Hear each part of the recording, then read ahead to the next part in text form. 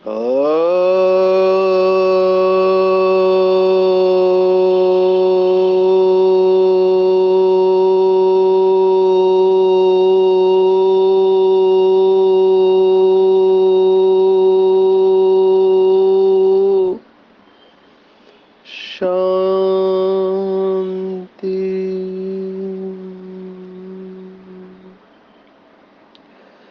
आज 17 सितंबर 2022 भारत में शनिवार है। Today is 17 September 2022 and it's Saturday in Bharat. आज की मुरली का जादुई रहस्य स्वयं को प्रेरणा देने के लिए magical secrets of today's murli for motivating the self. आज की साकार मुरली में बाबा ने खास 21 जन्मों के लिए राज्य भाग्य लेने की युक्ति बताई है और बताया है कि ये हमारा संगम युग का अंतिम जन्म कैसे मोस्ट वैल्यूएबल है। मुझे याद आ रहा है बाबा को विदेशियों के कुछ टॉपिक बहुत अच्छे लगते हैं। भारत में जो सेवाएं होती है और विदेश में जो सेवाएं होती है उसमें फर्क है अप्रोच में। विदेशियों को हमने देखा कि फोकस होके चलते हैं, ज़्यादा विस्तार में नहीं जाते हैं। तो विदेश के बाबा के बच्चों ने एक टॉपिक लिया था, कॉल ऑफ टाइम। बाबा को वो बहुत अच्छा लगा और उसके ऊपर मेरे हिसाब से गीत भी बने हैं, समय की पुकार है करके।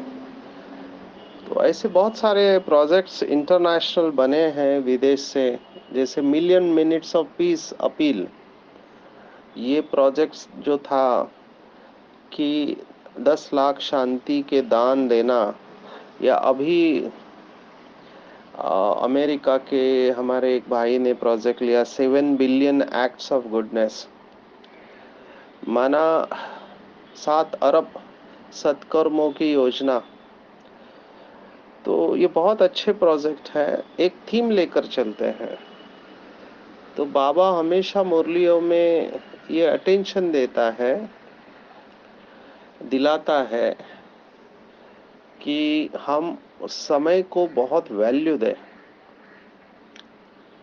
लौकिक में भी कहा जाता है कि टाइम इज मनी, माना समय ये सबसे बड़ा धन है। समय और संकल्प और श्वास, ये तीनों साथ साथ चलते हैं। इसके ऊपर ही हम पूरा आधा घंटा जा सकते हैं, लेकिन शॉर्ट में इतना कहेंगे, जिनके संकल्प बहुत तीव्र चलते हैं उनके पास समय की कमी होती है हमेशा। They are always in short of time, क्योंकि संकल्प बहुत फास्ट चलते हैं, मन बहुत फास्ट चलता है। तो समय का व्याख्या करते हैं कि समय मूवमेंट के ऊपर होता है। जैसे अभी शाम के भारत में 6:30 हुए, तो 6:30 से 6:35 हुए तो समय आगे बढ़ गया, पृथ्वी के मूवमेंट के साथ होता है। तो हमारी अंदर भी जो मूवमेंट हो रहा है वो समय को डिसाइड करता है। अगर मूवमेंट फास्ट है तो समय कम है, मूवमेंट स्लो है तो समय ज़्यादा है। मूवमेंट माना हलचल, और हलचल समाप्त हो गई तो समय रुक गया। अब ये बहुत इंटरेस्टिंग है। जितना जितना हमारे संकल्पों की गति धैर्यवत होती जाएगी, उतना उतना हम शांत और स्थित प्रज्ञ होते जाएंगे। बाबा ने मुरलियों में कहा है कि परम धाम में समय होता नहीं है, देर इज नो टाइम, इसलिए पता नहीं चलता है कितना समय हम गए। लौकिक में भी जो सन्यासी अशरीरी अवस्था में जाते हैं तो उनको पता नहीं चलता है कितना घंटे तक योग में बैठे हैं। अभी हम योग में बैठते तो घड़ी को देखते रहते, अभी आधा घंटा हो गया, अभी 1 घंटा हो गया। तो वास्तविकता में हम योग लगाने की कोशिश करते हैं, हम टाइम कॉन्शियस रहते हैं। इसका मतलब हम अभी तक उस स्थान पर नहीं पहुंचे जहां हम समय को भूल जाते हैं। मैं हमेशा लक्ष्य रखता हूँ अमृत वेले बिना घड़ी के योग करूं। मैंने घड़ी देख के योग नहीं करना है, नहीं तो हम टाइम कॉन्शियस हो जाते हैं कि अभी और आधा घंटा बचा है, अभी 15 मिनट बचे हैं तो योग घड़ी के साथ हो जाता है। बाबा ने कुछ मुरलियों में कहा कि पूरा सन्नाटा छा जाना चाहिए। जैसे जो ब्रह्म योगी होते हैं, जिनका योग ब्रह्म के साथ होता है, तो वो ब्रह्म के वाइब्रेशन यहाँ खींच लेते हैं और उनके चारों तरफ सन्नाटा छा जाता है। शास्त्रों में भी ऐसा गायन है कि ऐसे जो योगी होते हैं उनका ऑरा या प्रकंपन इतना पावरफुल होता है कि उनके ऑरा के प्रभाव में, माना उनका जो प्रकाश चारों तरफ फैलता है जितना भी है, उसके अंदर जो भी हिंस्र आपद आए तो अपनी हिंस्रता को छोड़ देते हैं, अहिंसक बन जाते हैं। हमने मम्मा का उदाहरण देखा कि वो जो भाई जिसको गुस्सा था ब्रह्मा कुमारियों के ऊपर और मम्मा को ढूंढते हुए आया, तो जैसे ही मम्मा के ऑरा में आया शांत हो गया, उसका गुस्सा समाप्त हो गया। तो ये है योगी का लक्षण। तो हमारा योग अगर पावरफुल है तो हमारे वायुमंडल के एरिया में जो आए वो शांत हो जाए, और ये पॉसिबल है अभ्यास से, लेकिन इसके लिए बहुत कड़ा अभ्यास चाहिए। और ये तभी हो सकता है जब हम अपनी वैल्यू को समझे।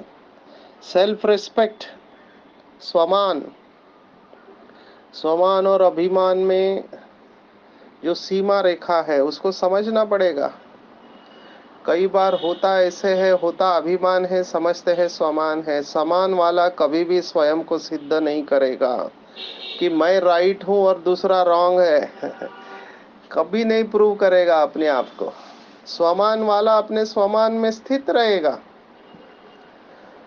बाबा ने सत्यता के ऊपर मुरलियां चलाई है कि सत्य को सिद्ध करने की आवश्यकता नहीं होती है, सत्य को स्वयं में सिद्ध करने की शक्ति प्राप्त होती है। तो स्वमान वाला सिद्ध नहीं करेगा, वो बहुत नम्रता से प्यार से चलेगा।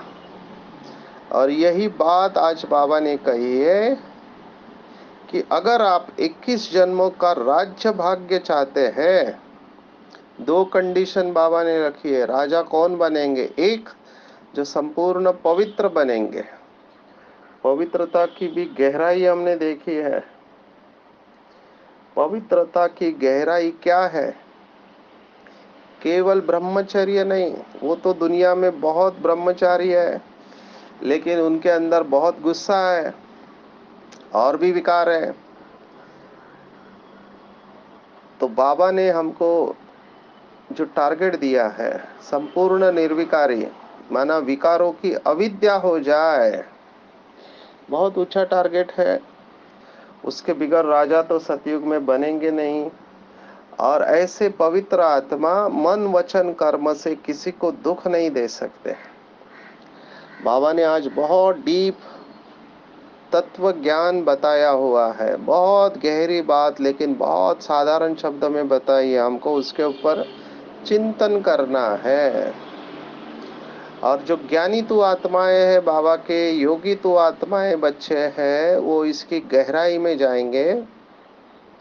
एक स्टेज ऑटोमेटिकली आती है जिनका योग अच्छा है, ज्ञान में अच्छे हैं, ज्ञान योग की मस्ती में जो रहते हैं, उनके अंदर ये बात अपने आप आ जाती है कि वो साइलेंस में चले जाएंगे। ये ऑटोमेटिकली आता है, इसके लिए कोई पुरुषार्थ नहीं है। क्योंकि आपको अंदर से ये महसूसता आती है कि बोलने से बहुत एनर्जी जाती है, स्पष्टीकरण में भी बहुत एनर्जी जाती है। मनोविज्ञान में ये कहा जाता है, we spend lot of our energy in defending our egos.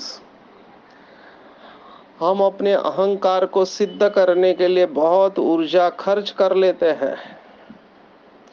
योगी जो आत्मा होगी वो इसमें जाएगी नहीं, क्योंकि उसको पता है अगर इसमें गए कि कौन सही कौन गलत और दूसरों को नीचा दिखाने की कोशिश की, आपका योग नहीं लग सकता। बाबा ने भी मुरली में कहा है, बहुत डीप मुरली बाबा की चली थी। बाबा ने स्पष्ट मुरली में कहा है, अगर एक आत्मा से भी आपको घृणा होगी, तिरस्कार होगा, आपका योग नहीं लग सकता, असंभव है। एक आत्मा को भी आपने दुख दिया है, आपका योग लग नहीं सकता, आप कोशिश कितना भी करो। अभी ये कैसा होता है, इसका मैकेनिज्म को समझो। मैकेनिज्म ये है कि आपने किसी के बारे में कुछ संकल्प भी किया, बोल और कर्म की बात ही अलग है, वो तो बहुत बड़ा दाग लग गया। आज रजिस्टर की बात कही, रजिस्टर पे दाग लग जाता है। एक्चुअली ये सब श्रीमद् भगवत गीता है। जिन्होंने भी भगवत गीता पढ़ी है वो जानते हैं श्रीमद् भगवत गीता के कौन से अध्याय में ये बात आई है। अगर आपने भगवत गीता का सेशंस पढ़े हैं, सुने हैं, 37 हमने एपिसोड लिए, तो तीसरा अध्याय पूरा पवित्रता के ऊपर है, 36वें श्लोक से। तो उसमें 38वां श्लोक है, बहुत डीप श्लोक है, जो आज बाबा ने कहा कि वो श्लोक इस तरह से है, धूमेन व्रियते वन्नी यथा दर्शो मलेन च यथाल्बेन आवृतो गर्भस्तथा तेनेदम आवृतम। बहुत सुंदर है, 3 उदाहरण दिए। जैसे धुएं से अग्नि, मैल से दर्पण और जेर से गर्भ को ढका रहता है, वैसे ही काम द्वारा यह ज्ञान ढका हुआ रहता है। इसको बहुत अच्छी तरह से समझना है कि काम की अग्नि से ये ढका हुआ रहता है। इसको बहुत गहराई से मनन चिंतन करके अपने अंदर पक्की धारणा कर लेनी चाहिए, जिसको सिंपल भाषा में लौकिक में भी लोग कहते हैं कि रिलेशनशिप्स में, संबंधों में एक दूसरे से अपेक्षाएं रहती हैं, अपेक्षाएं रहती हैं। फिर वो कोई भी रिलेशन हो, वैसे माँ बाप और बच्चों का, माँ और बच्चे का रिलेशन सबसे पवित्र माना जाता है, लेकिन उसमें भी अपेक्षा रहती है कि बच्चा बड़ा होगा तो मेरा ध्यान रखेगा। और बहुत सूक्ष्म में इसके ऊपर चिंतन करना चाहिए, जो बाबा ने आज मुरली में कहा कि बहुत मीठा व्यवहार करना है, जरा भी क्रोध नहीं करना है। इस समय सबसे ज्यादा डिससर्विस जो है काम, क्रोध और बाबा ने मोह, ये 3 भूतों को आज याद किया, काम, क्रोध और मोह। और बाबा ने खास गृहस्थी वालों को कहा कि बहुत मीठा व्यवहार करना है और नष्टमुआ रहना है, तभी उच्च पद पा सकते हैं, नहीं तो बहुत मुश्किल है। इवन समर्पित भाई बहनों के लिए भी मुश्किल हो सकता है अगर उन्होंने विकारों को नहीं जीता तो। सबसे बड़ा समर्पण जो है वो है मन बुद्धि का समर्पण। लौकिक में तो कई सारे संस्था है, वहां पर भी लोग अपने जीवन को समर्पण कर देते हैं, यहाँ पर भी समर्पण कर देते हैं, लेकिन बाबा ने दोनों के लिए इशारा दिया है। भले आप समर्पित हो या घर गृहस्थ में रहते, दुनिया में रहते, दोनों के पास माया आती है और माया रॉयल बनते जाती है दिन ब दिन।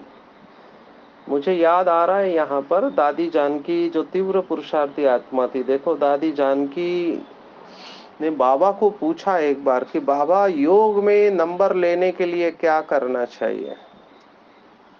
देखो, जो अच्छा पुरुषार्थी होता है वो यही ध्यान में रखेगा कि मेरा 1 नंबर कैसे आएगा, कैसे मैं माला में आऊं, तो बाबा ने जवाब दिया, बच्ची 2 बातों के ऊपर अटेंशन। नंबर 1,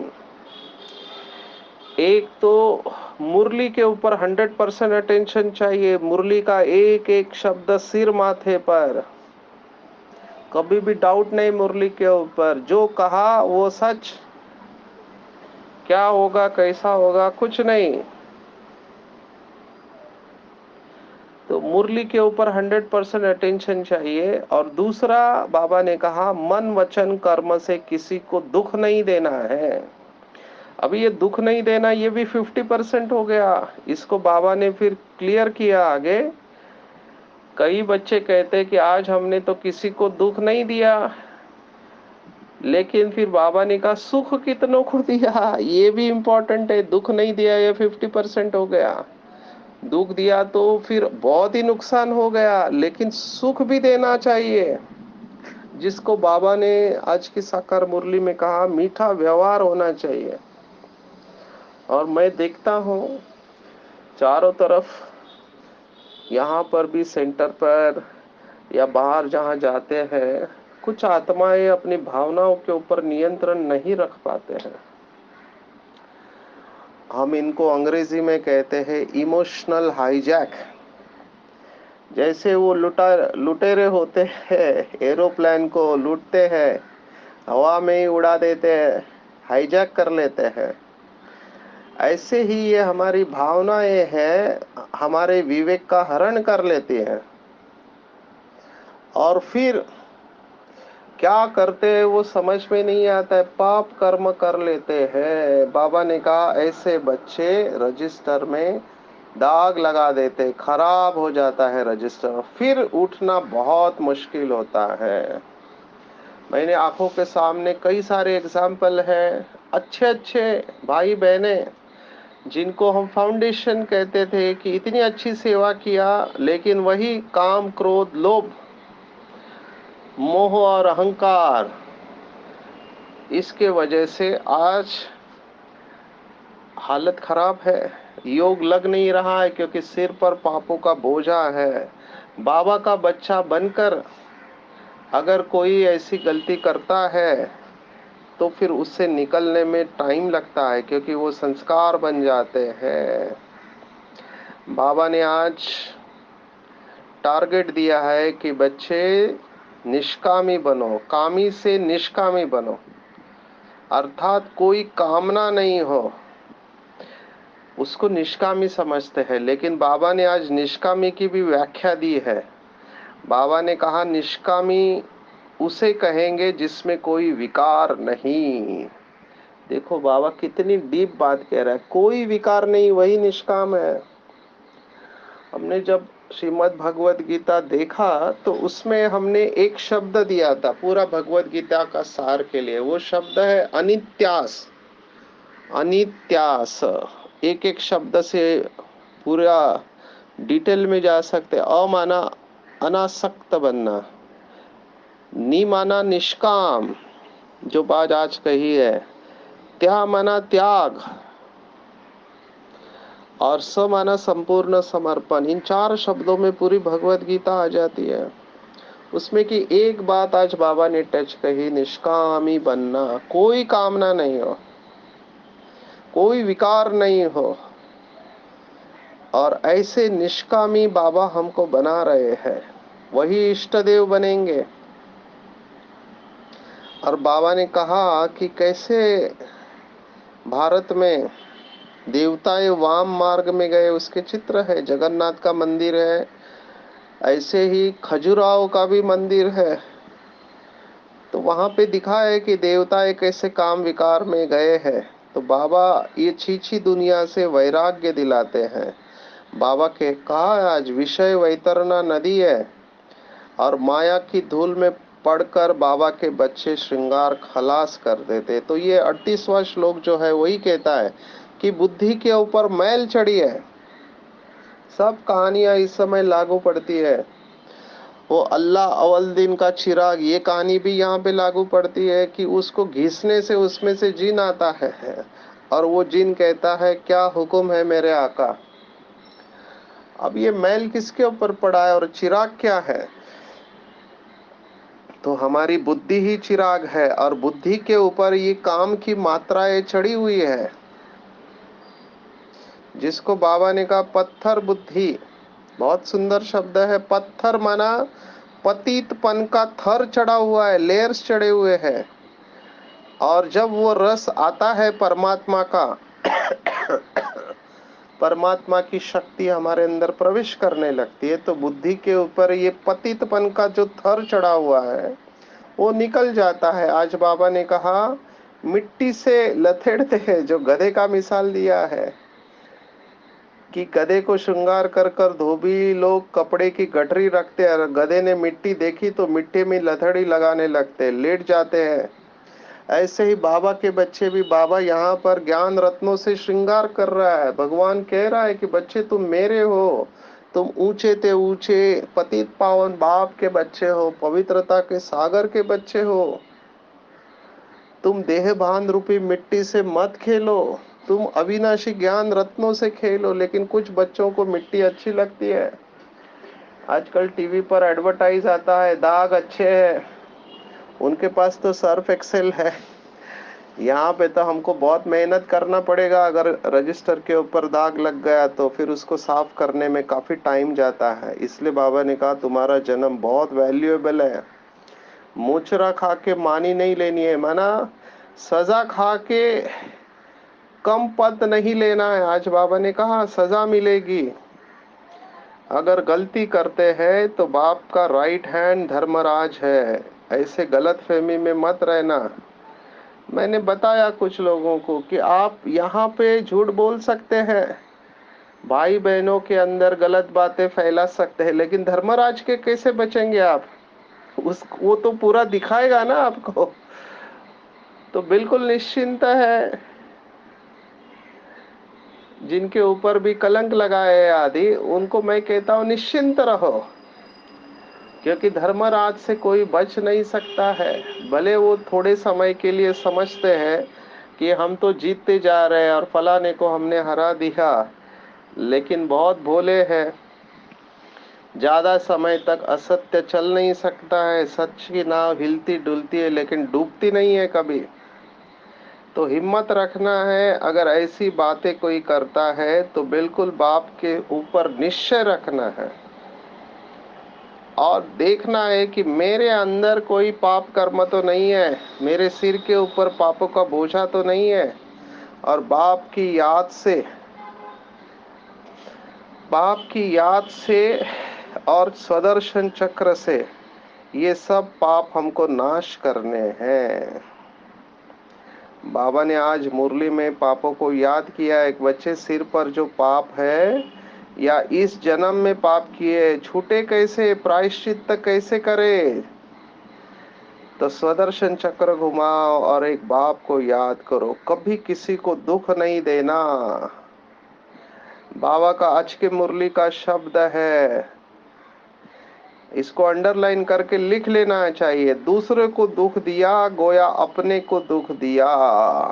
बहुत डीप है ये शब्द, इसके ऊपर ही हम जा सकते। दूसरे को दुख दिया माना अपने को दुख दिया, क्योंकि जब कोई व्यक्ति दुख देता है वो ज्ञान स्वरूप अवस्था में नहीं रहता है। देह भान और अभिमान वाली ही व्यक्ति दुख दे सकती है। और गहराई में जाएंगे तो पता चलेगा जिसके पास जो होता है वही देता है। कामी काम देता है, क्रोधी क्रोध देता है। तो जब हम किसी को दुख दे रहे होते हैं तो उसके बीज हमारे मनसा के धरनी के ऊपर भी बोए जाते हैं। बच नहीं सकते, कोई बच नहीं सकता। ये ड्रामा में ऑटोमेटिक विधान है। किसी को सजा देने की जरूरत ही नहीं, कर्म ही सजा है। हमने देखा तीसरा चौथा पांचवा अध्याय बहुत डिटेल से। जिनको अपने कर्मों को श्रेष्ठ करना है वो तीसरा चौथा और पांचवा अध्याय बहुत गहराई से स्टडी करें। बहुत डिटेल में हम गए हैं। बिल्कुल साइलेंस में रहना है, कुछ किसी को बदला लेने की जरूरत ही नहीं है। शांत रह के ड्रामा देखते रहो आप। जो कर्म करेगा, जैसा करेगा, जितना करेगा उतना पाने वाला है। अगर कोई कहता है कि कौन देख रहा है, हम तो ये बातें फैला दे सबके अंदर, वो बेचारा बाबा से योग उसका टूट जाएगा। और ऐसे भी बच्चे बाबा के हैं जो बाबा की याद में प्यार के आंसू बहाते हैं, और उनका संकल्प रहता है हम बाबा से लटके रहे। तो कमाल है ऐसे बाबा के बच्चों की। बाबा हमेशा बंधन वाले जो भी बाबा के बच्चे हैं, बहनें हैं या माताएं हैं, उनको याद करता है, क्योंकि उनका योग सबसे अच्छा रहता है। बाबा से बहुत प्यार करते हैं। कुछ लोग कहते हैं हमको साक्षात्कार हो जाए, तो उसकी भी बात आज बाबा ने कही हुई है। बाबा ने कहा अगर आप चाहते हो साक्षात्कार हो तो नवधा भक्ति करो। नवधा बहुत टफ है। ऐसे भक्त होते हैं जो साक्षात्कार नहीं हुआ तो सिर उतारने को तैयार हो जाते हैं, रोते रहते हैं। लेकिन फिर बाबा उनको आज मुरली में समझा रहे हैं कि साक्षात्कार तो बाबा करा देंगे, लेकिन साक्षात्कार से होगा क्या? थोड़े समय के लिए अच्छा लगता है, लेकिन यहाँ पे तो हमको सेवा करनी है ना। जिनको राजा बनना है उनको प्रजा बनानी पड़ेगी। गली गली में रूहानी हॉस्पिटल कॉलेज खोलना पड़ेगा। बाबा ने कहा है कि आगे चलकर ऐसा समय आएगा कि अब ये 69 की मुरली है, उस समय बाबा कहता है आप भाषण करते हो तो 1-2 निकलते हैं, फिर 50-100 निकलेंगे। और अभी हम देख रहे हैं, मैं कई जगह पे शिविर लेता हूँ तो मैंने देखा 50-100 शिविर के बाद क्लास करने लगते हैं। कुछ धरनी बहुत अच्छी रहती है, कुछ धरनी में मेहनत होती है, लेकिन निकलते हैं। जो अपोजिशन करने वाले हैं वो चरणों में आके गिरते हैं, ये भी हमने देखा है। तो ये सब अभी वो समय चल रहा है। तो बाबा कान मंत्र दे रहे हैं, वैसे भक्ति मार्ग में ना गुरु कान में मंत्र देते हैं और कहते हैं किसको बताना मत, तुम अंदर ही अंदर जाप करते रहो। तो बाबा ने कहा आगे चल सिर्फ कहने से ही बुद्धि में ठका हो जाएगा और झट पुरुषार्थ करने लग पड़ेंगे। अभी मैं पूरे भारत में जाता हूँ तो मैं क्या देखता हूँ, बाबा के बहुत अच्छे बच्चे आ रहे हैं, लास्ट पढ़े लिखे हैं या बहुत भक्ति करने वाले हैं, एकदम बाबा से चटक पड़ते हैं, रोते रहते हैं कि बाबा आप इतने लेट क्यों मिले।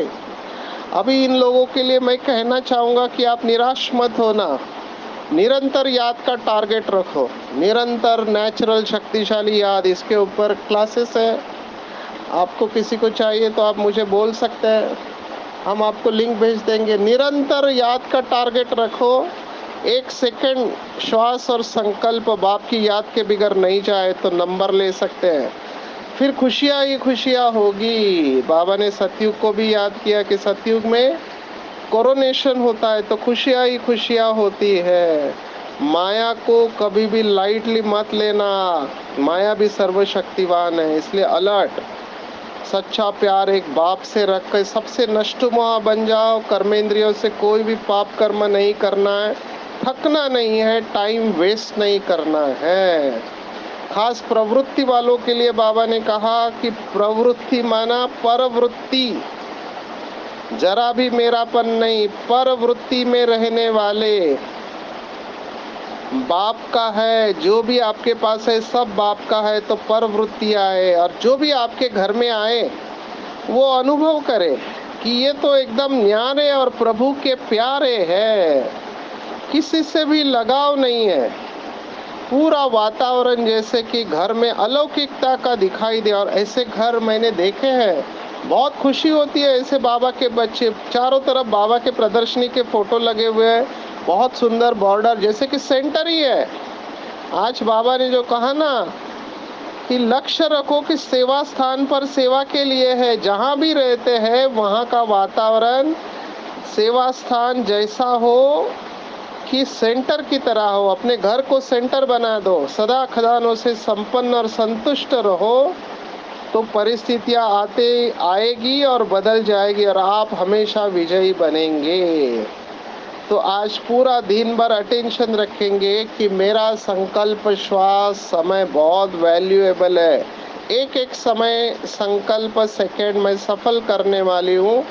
और श्रीमत पर चलकर मर्यादा में रहते हुए हर एक को सुख देने वाली मैं मास्टर सुख करता दुख हरता आत्मा हूँ, तो मैं 21 जन्मों के लिए राज्य भाग्य ले सकती हूँ। बहुत मीठा बनकर चलना है, जरा भी क्रोध नहीं करना है, बहुत प्यार से सबके साथ व्यवहार करेंगे तो हमारा डेफिनेटली ऊंच पद हमको मिल जाएगा।